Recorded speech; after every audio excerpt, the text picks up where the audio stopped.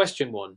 In a situation where formal requirements conflict with the practical realities of international business transactions, a multinational corporation is evaluating the tax treatment of income earned through its foreign subsidiaries. The corporation operates in jurisdictions with differing tax treaties and regulations. Which of the following is the most critical factor in determining whether the income is subject to U.S. taxation under the Control Foreign Corporation (CFC) rules? A. The level of economic substance and business activity in the foreign subsidiary. B. The percentage of foreign ownership and the presence of U.S. shareholders. C. The nature of the transactions between the foreign subsidiary and the U.S. parent company. D. The existence of a foreign tax credit to offset potential U.S. tax liabilities. Answer: B. The percentage of foreign ownership and the presence of U.S. shareholders. Explanation: The Control Foreign Corporation (CFC) rules under Subpart F of the Internal Revenue Code (IRS) SSS 951-965 are designed to prevent U.S. taxpayers from deferring taxation by shifting income to foreign subsidiaries. CFC is defined as foreign corporation in which U.S. shareholders own more than 50% of the total voting power or total value of stock. YB is correct. The determination of whether corporation qualifies as CFC is based on ownership. If U.S. shareholders collectively own more than 50%, then certain types of income, e.g., passive income, may be immediately taxable under Subpart F income rules, even if not repatriated. Y is incorrect. While economic substance is relevant in transfer pricing and tax avoidance cases, it does not directly determine whether company is CFC. YC is incorrect. Transactions between subsidiary and parent company affect transfer pricing. Base erosion concerns but do not establish CFC status. YD is incorrect. Foreign tax credits mitigate double taxation but do not impact whether the company is considered CFC. These rules ensure that U.S. corporations cannot use foreign subsidiaries solely to defer taxation on passive or easily shiftable income. Question 2. While analyzing the root causes of sequential problems in corporate tax filings, a publicly traded company discovers discrepancies in its use of depreciation deductions under the Modified Accelerated Cost Recovery System (MACRS). The errors impact the timing of deductions for various assets. Which of the following best describes the key principle behind MACRS that companies must consider when correcting such errors? A. MACRS applies a straight line method for all property classes to ensure uniformity. B. MACRS allows different depreciation rates based on property classification and useful life. C. MACRS eliminates the need for taxpayers to track asset lifespans by using an immediate expensing model. D. MACRS requires all assets to be depreciated over a 27.5-year period, aligning with real estate depreciation rules. Answer: B. MACRS allows different depreciation rates based on property classification and useful life. Explanation: Under the Modified Accelerated Cost Recovery System (MACRS) SSS 168, depreciation deductions are accelerated for most tangible assets, meaning businesses can claim higher deductions in the earlier years of an asset's life. YB is correct. MACRS classifies property into different recovery periods, e.g., 3, 5, 7, 15, and 39 years, based on its type and purpose. Each class has distinct depreciation rate, which companies must apply correctly. Y is incorrect. MACRS does not use uniform straight line method for all assets. While the alternative depreciation system ANTS offers straight line depreciation, MACRS primarily relies on accelerated methods, such as the 200% and 150% declining balance methods. YC is incorrect. Immediate expensing applies under Section 179 expensing, not MACRS. MACRS still requires companies to track assets' useful lives. YD is incorrect. Only residential rental property follows 27.5-year straight-line depreciation schedule, and MACRS applies different schedules to different asset types. Correcting depreciation errors requires businesses to follow IRS correction procedures, Form 3115 for accounting method changes to ensure compliance with depreciation rules. Question 3. In a high-stakes environment where multiple challenges arise in estate tax planning, an executor is assessing whether an estate qualifies for the estate tax exemption under current U.S. tax laws. The decedent owns significant real estate, business assets, and investment portfolios. Given the current estate tax exemption limits, which factor is most critical in determining the estate's tax liability? A. Whether the estate's total value exceeds the unified credit exemption threshold. B. The type of assets held in the estate and their liquidity for tax payment purposes. C. The number of beneficiaries inheriting the estate and their individual tax statuses. D. The duration for which the decedent held the assets before their passing. Answer A. Whether the estate's total value exceeds the unified credit exemption threshold. Explanation. The federal estate tax applies to estates exceeding the estate tax exemption amount, which is set under IRS SS 2010. As of recent tax law updates, the exemption is significantly high, e.g., over $12 million per individual under the 2017 Tax Cuts and Jobs Act. Y is correct.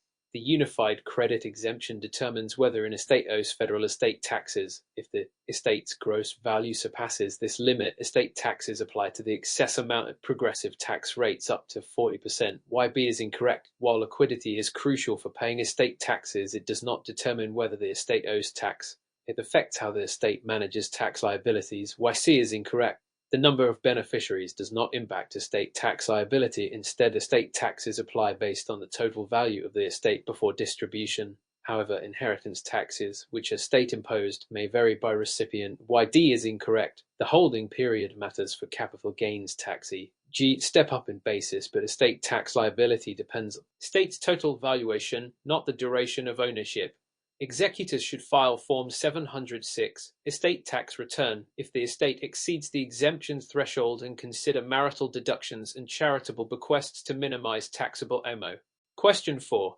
During a major transformation where existing methods need reassessment, a corporation operating internationally must evaluate its transfer pricing strategy to ensure compliance with U.S. tax laws. The company has subsidiaries in multiple jurisdictions, each with different corporate tax rates. To minimize overall tax liability, it has historically allocated more profits to subsidiaries in low-tax jurisdictions through intercompany pricing agreements. However, the IRS has begun scrutinizing these transactions under the arm's length principle. Which of the following approaches is the most appropriate under U.S. tax law to ensure compliance and avoid penalties? A. Continue the current transfer pricing strategy as it aligns with the company's global tax planning objectives. B. Establish intercompany pricing based on comparable uncontrolled transactions, ensuring consistency with the arm's length principle. C. Shift more profits to high-tax jurisdictions to demonstrate good faith and avoid IRS scrutiny. D. Avoid documenting transfer pricing policies as it may invite further IRS examination. Answer. B. Establish intercompany pricing based on comparable uncontrolled transactions, ensuring consistency with the arm's length principle. Explanation. Under Internal Revenue Code (IRS), the IRS has the authority to reallocate income among related entities to prevent tax avoidance. The arm's length principle, which is enforced under U.S. tax law and international tax treaties, requires that intercompany transactions be priced as if they occurred between unrelated parties. The best approach is to use comparable uncontrolled transactions, cuts, or other approved transfer pricing methods, such as the comparable profits method (CPM) or the transactional net margin method (TMM), to determine fair intercompany prices. Option is incorrect because prioritizing tax minimization over compliance with the arm's length standard can result in significant penalties under IRS for substantial misstatements in transfer pricing. Option C is incorrect because shifting profits to high-tax jurisdictions unnecessarily increases the company's tax burden without guaranteeing compliance. Option D is incorrect because proper documentation is required under Treasury Regulations SS.6662(6)D to substantiate the transfer pricing strategy and avoid penalties. Question 5. While managing a hybrid approach where timing issues affect the recognition of income and deductions, a self-employed taxpayer must determine the most tax-efficient accounting method.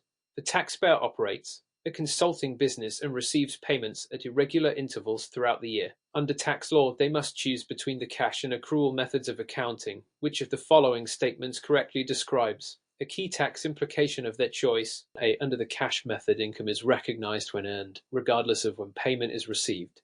B. The accrual method allows deferral of income recognition until cash is actually received.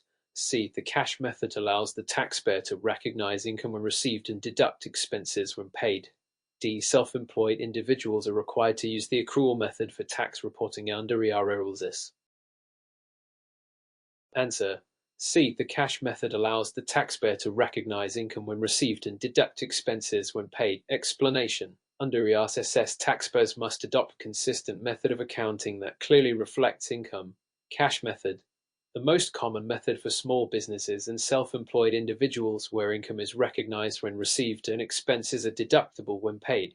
This method provides flexibility in tax planning, allowing taxpayers to accelerate or defer income and expenses within legal limits. Accrual method requires income to be recognized when earned, regardless of when received, and expenses to be deducted when incurred, regardless of when paid. This is generally required for larger businesses and those holding inventory. RSS option is incorrect because the cash method does not recognize income when earned, only when received. Option B is incorrect because the accrual method requires income recognition when earned, not when cash is received.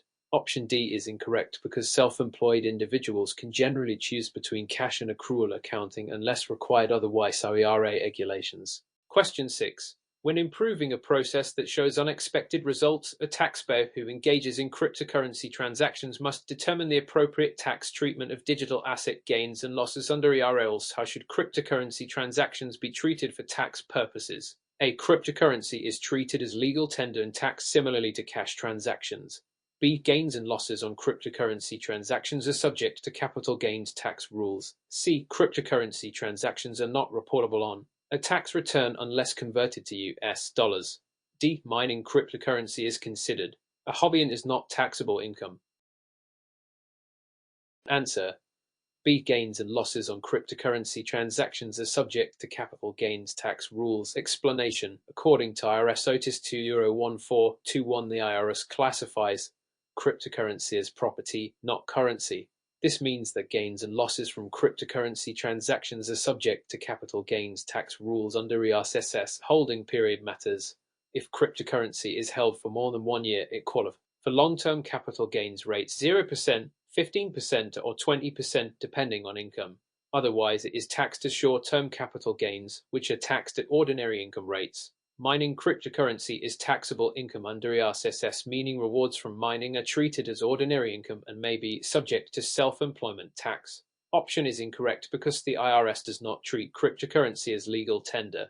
Option C is incorrect because all cryptocurrency transactions, including trading between different cryptocurrencies, must be reported. Option D is incorrect because mining is considered business activity, not hobby, and is subject to taxation. Question 7. During an emergency response where multiple areas are impacted, a business is forced to close due to a natural disaster. The business owner seeks to determine the extent of deductible casualty losses under tax law. What is the appropriate tax treatment of the losses? A. The business can deduct the full cost of lost inventory and property as an ordinary loss. B. Casualty losses are only deductible if they occur in a federally declared disaster area.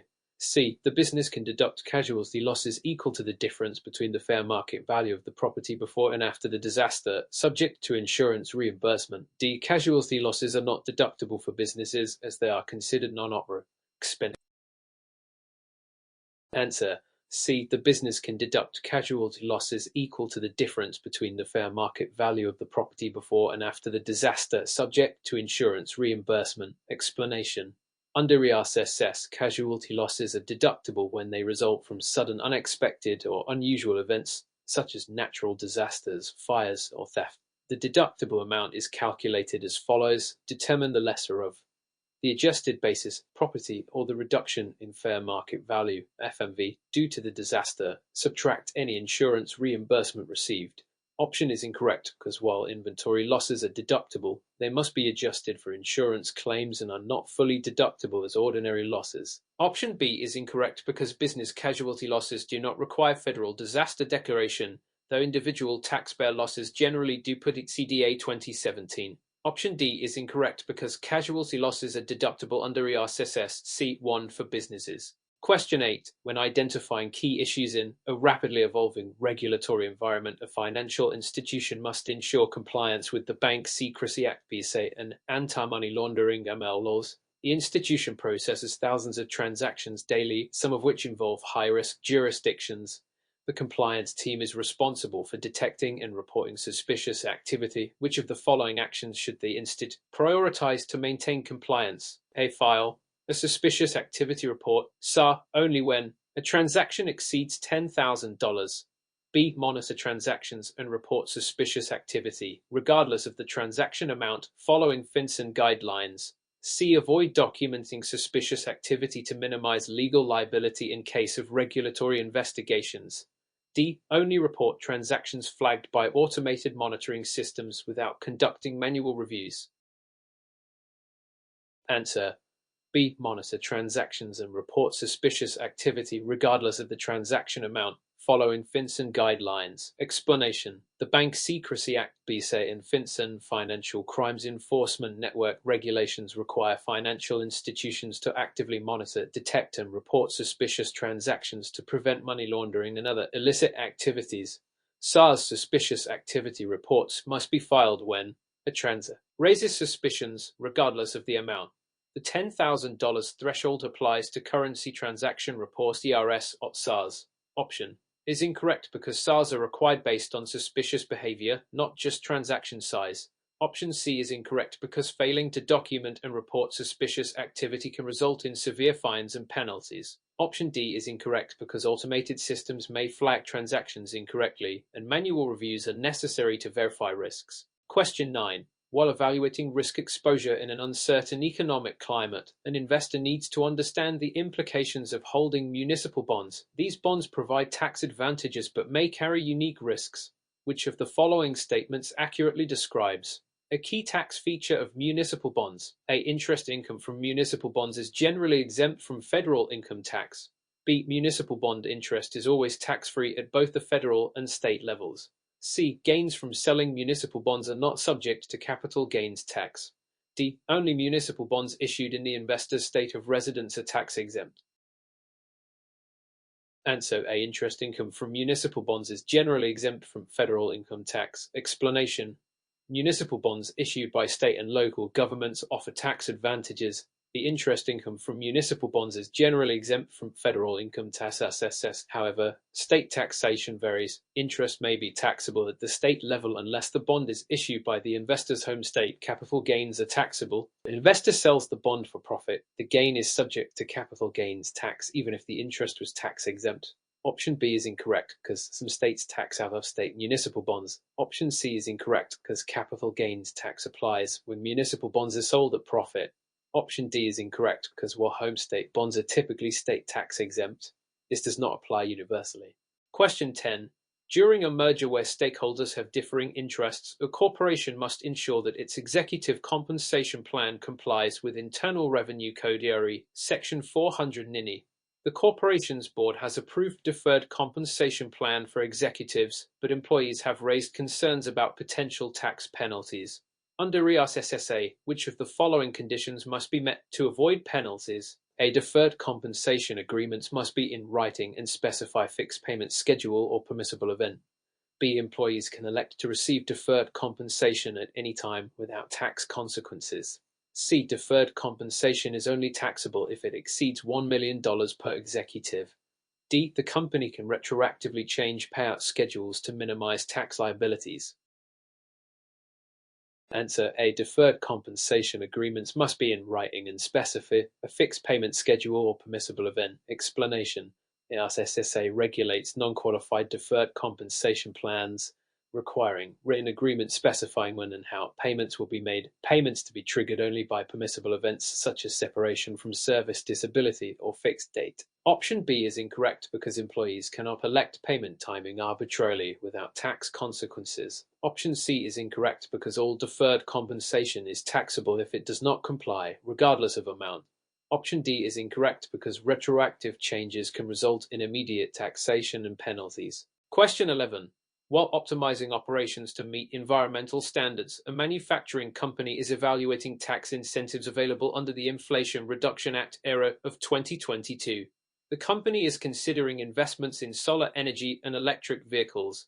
Which of the following tax credits would most likely apply? A. The investment tax credit (ITRA) for solar energy and the clean vehicle credit for electric vehicles.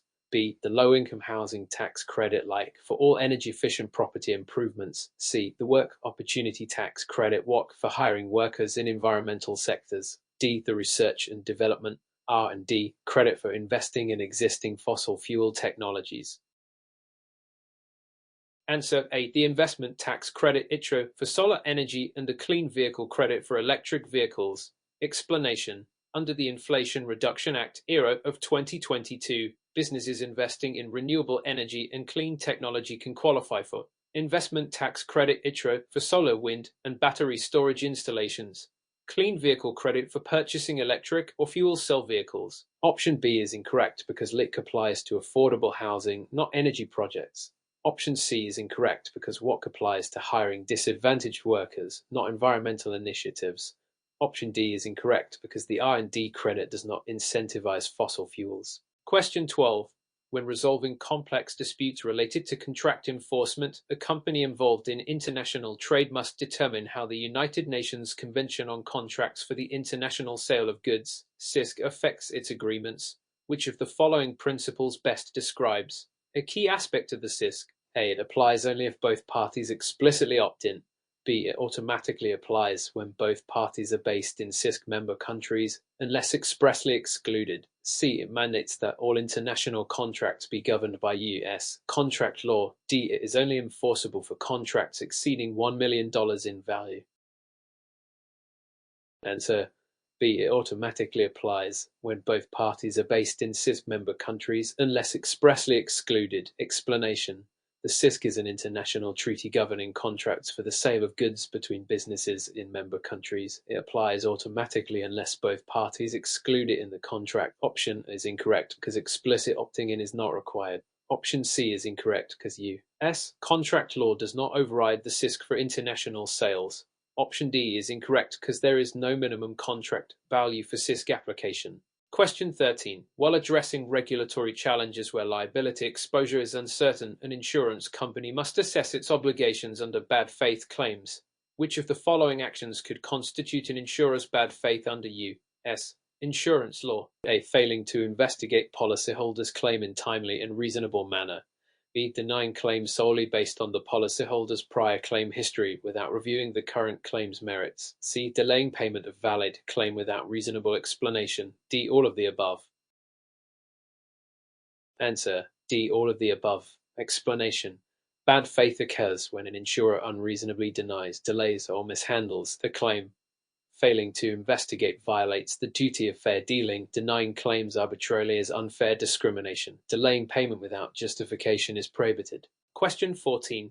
When analyzing complex financial transactions where fraud may be suspected, an auditor must ensure compliance with the Sarbanes-Oxley Act, SOX. A publicly traded company has been accused of misstating revenue by improperly recognizing sales before they were finalized. Which of the following provisions of SOX would most directly apply to this case? A. Section 302. Corporate responsibility for financial reports. B. Section 404. Management assessment of internal controls. C. Section 806. Protection for whistleblowers. D. Section 409. Real-time disclosure requirements. Answer A. Section 302.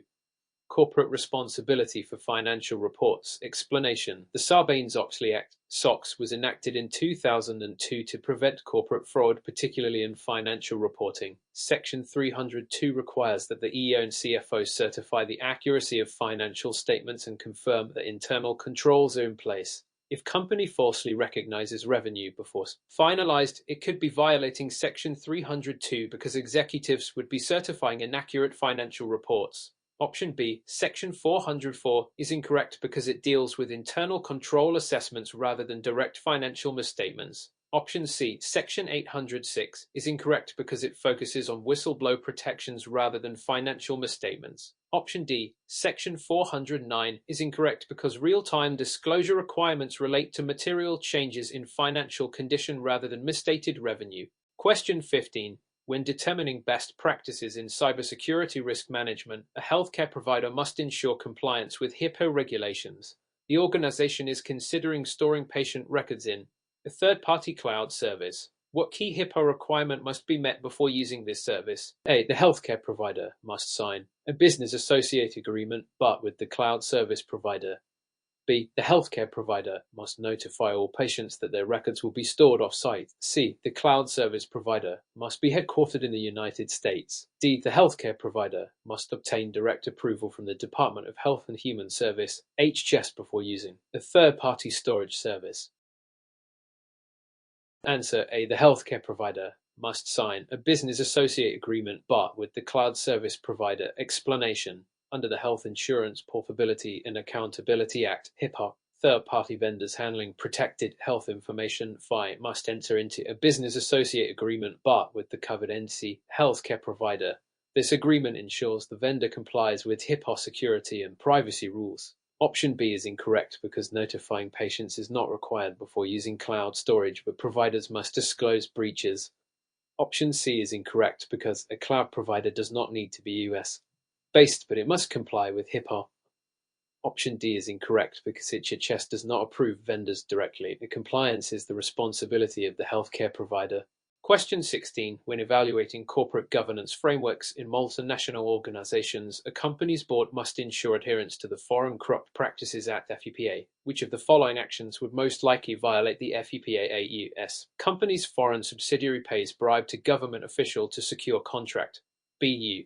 Company provides routine business meal to potential foreign client. C. Company donates to charity supported by foreign official but receives no business benefits. D.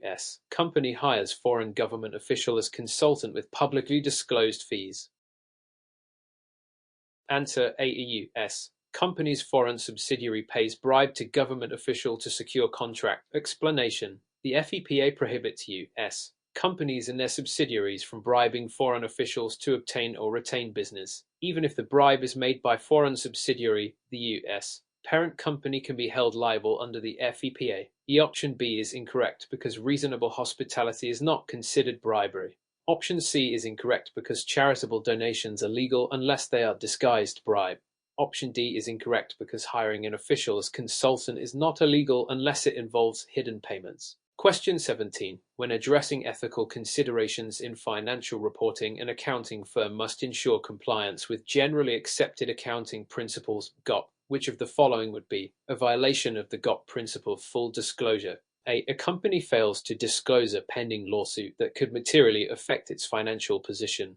B. A company includes detailed financial footnotes explaining its revenue recognition policies. C. A company reports contingencies related to its ongoing contracts in its financial statements. D. A company publishes a management discussion and analysis (MD) outlining risks. Answer A. A company fails to disclose a pending lawsuit that could materially affect its financial position. Explanation. Under GAAP's full disclosure principle, companies must disclose all material information that could impact financial decision-making. Pending lawsuit that could significantly affect financials must be reported in the financial statements or footnotes. Options B, C, and D are incorrect because they all represent compliance with full disclosure. Question 18. When resolving disputes in international arbitration where different legal systems apply, companies must consider which arbitration rules are most appropriate. The International Chamber of Commerce arbitration rules are commonly used for cross-border disputes. Which of the following is a key feature of ICE arbitration? A. Arbitrators have the authority to enforce judgments in national courts. B. Parties can choose their arbitrators but must follow the ICE appointment rules. C. The ICE only allows arbitration for disputes exceeding $10 million. D. ICE arbitration decisions must be reviewed by court before enforcement. Answer B. Parties can choose their arbitrators but must follow the ICE appointment rules. Explanation. The ICE arbitration rules provide structured framework where parties may select arbitrators, but the ICE court has final approval to prevent conflicts of interest. Option is incorrect because arbitrators do not enforce judgments. National courts do. Option C is incorrect because ICE arbitration has no minimum monetary threshold. Option D is incorrect because ICE awards are final and do not require court approval before enforcement. Question 19. When mitigating financial risks in volatile markets, investors must assess portfolio diversification strategies. Which of the following best describes an effective diversification strategy? A. Investing in a mix of asset classes, industries, and geographical regions. B. Concentrating investments in a single high-performing sector. C. Holding only domestic bonds to minimize currency risk. D. Investing exclusively in emerging market equities for higher returns. Answer A. Investing in a mix of asset classes, industries, and geographical regions. Explanation. A well-diversified portfolio reduces risk by spreading investments across different asset classes, stocks, bonds, real estate, industries, and regions. Options B, C, and D are incorrect because they increase risk rather than mitigate it. Question 20. When assessing financial reporting accuracy under IFRS International Financial Reporting Standards, a multinational corporation must determine how to properly account for lease agreements. Under IFRS 16, how should a company recognize a lease on its balance sheet? A. The lease should be recorded as an intangible asset with no corresponding liability. B. The lease should be recognized as a right-of-use asset and a corresponding lease liability. C. The lease should be expensed immediately as an operating expense. D. The lease should be recorded only in the footnotes as a contingent liability. Answer. B. The lease should be recognized as a right-of-use asset and a corresponding lease liability. Explanation. Under IFRS 16, almost all leases must be capitalized on the balance sheet. This means companies must recognize a right-of-use ROU asset representing the lessee's right to use the leased asset, lease liability representing the obligation to make lease payments. Option is incorrect because lease is not classified as an intangible asset but as right-of-use asset. Option C is incorrect because expensing the lease immediately would not comply with IFRS 16. Option D is incorrect because leases must be reported on the balance sheet, not just in footnotes. Question 21. When evaluating the effectiveness of supply chain management strategies in global markets, a company must consider just-in-time JIT inventory systems. Which of the following is a primary risk of JIT inventory management? A. Increased warehouse costs due to higher inventory levels. B. Reduced flexibility in responding to supply chain disruptions. C. Higher initial capital investment in raw materials. D. Increased product obsolescence due to overstocking. Answer. B. Reduced flexibility in responding to supply chain disruptions. Explanation. A just-in-time JIT inventory system aims to minimize inventory levels by receiving goods only as they are needed in production. While this reduces storage costs, it also increases vulnerability to supply chain disruptions. Option is incorrect because JIT reduces warehouse costs. Option C is incorrect because JIT lowers initial capital investment, not increases it. Option D is incorrect because JIT reduces product obsolescence by minimizing excess inventory. Question 22. When analyzing the impact of artificial intelligence on workforce automation, an HR executive must determine how AI-driven processes will affect employment trends. What is a potential long-term consequence of widespread AI adoption? A. A complete elimination of human jobs across all industries. B. A shift toward jobs that require higher cognitive and analytical skills. C. A reduction in demand for all types of labor, including technical roles. D. A stagnation in productivity due to automation inefficiencies. Answer. B. A shift toward jobs that require higher cognitive and analytical skills. Explanation. AI-driven automation is not expected to eliminate all jobs but will change the nature of work. Jobs involving repetitive tasks may decline, while demand for problem-solving, analytical, and technical skills will grow. Option is incorrect because AI will not eliminate all jobs. New roles will emerge. Option C is incorrect because AI will increase demand for certain jobs, especially in technology fields. Option D is incorrect because AI generally improves productivity rather than causing stagnation. Question 23. When implementing corporate social responsibility (CSR) initiatives, a company must consider long-term sustainability. Which of the following is a key advantage of integrating CSR into business strategy? A. Short-term profit maximization with no impact on brand reputation. B. Reduced regulatory scrutiny and improved public perception. C. Increased legal liabilities due to greater transparency. D. Decreased employee engagement due to additional corporate policies. Answer.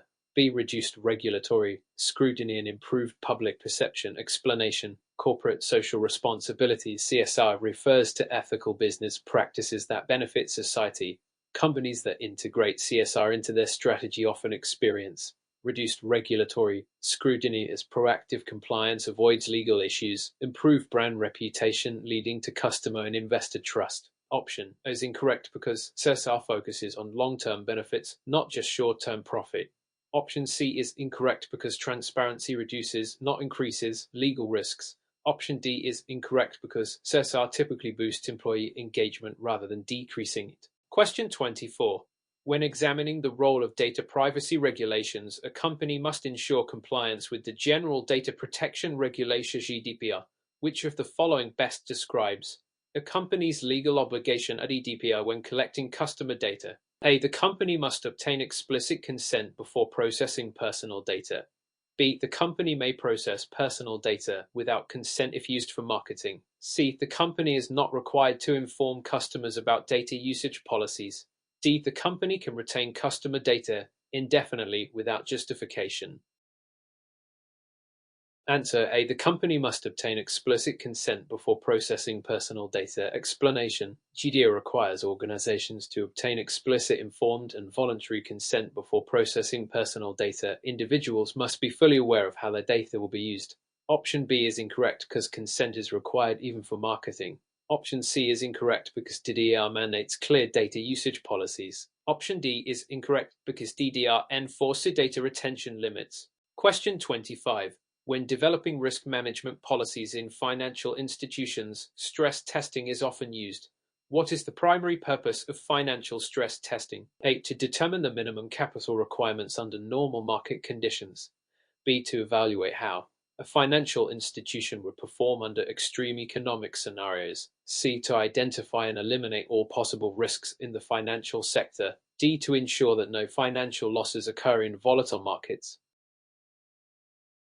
Answer: B. To evaluate how a financial institution would perform under extreme economic scenarios. Explanation: financial stress testing involves simulating severe market conditions to assess a firm's ability to withstand financial shocks. Option is incorrect because stress testing focuses on extreme conditions, not normal markets. Option C is incorrect because risk elimination is not feasible. Stress testing only helps manage risk. Option D is incorrect because it is impossible to eliminate financial losses completely.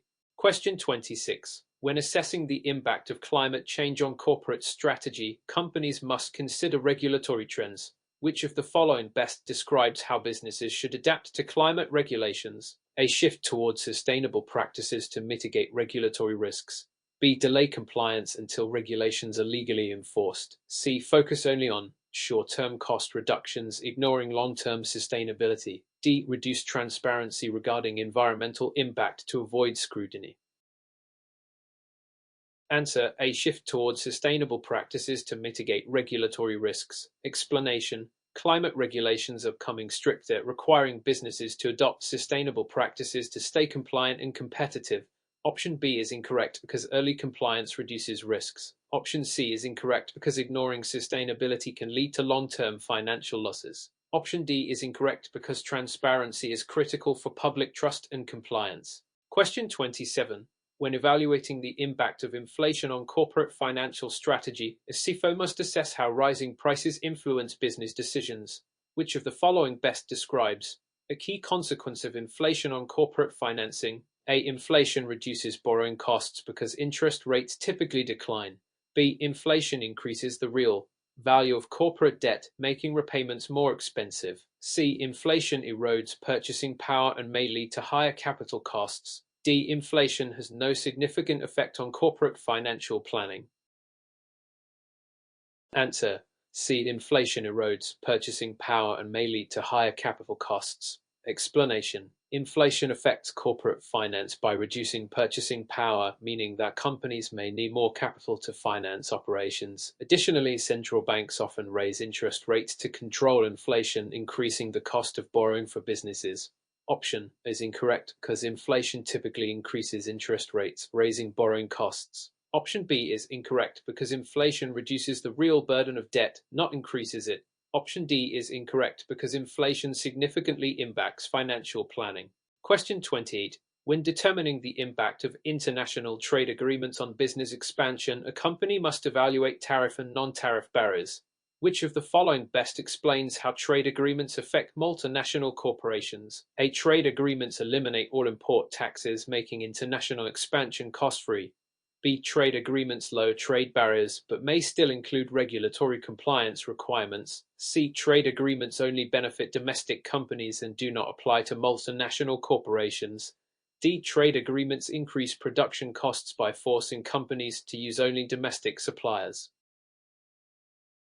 Answer: B. Trade agreements lower trade barriers but may still include regulatory compliance requirements. Explanation: Trade agreements such as NAFTA, USMCA, and EU single market reduce tariffs and trade barriers, making it easier for businesses to expand internationally. However, companies must still comply with regulatory and legal requirements in different markets. Option is incorrect because trade agreements reduce but do not eliminate all import taxes.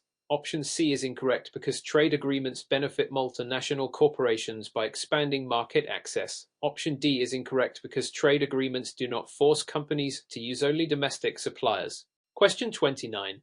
When assessing cybersecurity risks in financial institutions, a Chief Information Security Officer (CISO) must evaluate emerging threats. Which of the following represents a major cybersecurity challenge in modern banking?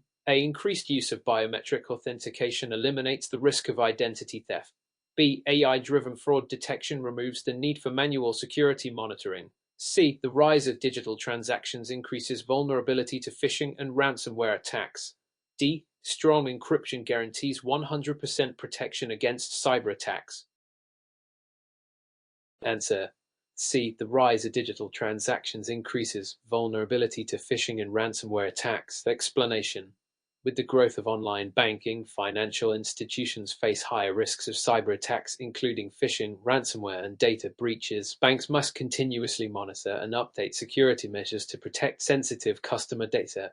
Option is incorrect because biometric authentication reduces, but does not eliminate, identity theft risks. Option B is incorrect because AI assists fraud detection but does not replace manual security monitoring. Option D is incorrect because no encryption system is 100% secure against cyber threats. Question 30. When analyzing the role of central banks in economic stability, policymakers must consider how monetary policy affects inflation and employment. Which of the following best describes the primary function of a central bank? A. To directly control employment levels through government hiring programs. B. To regulate commercial banks, but not influence money supply or interest rates. C. To manage inflation, control interest rates, and stabilize the financial system. D. To issue government bonds and control public sector spending.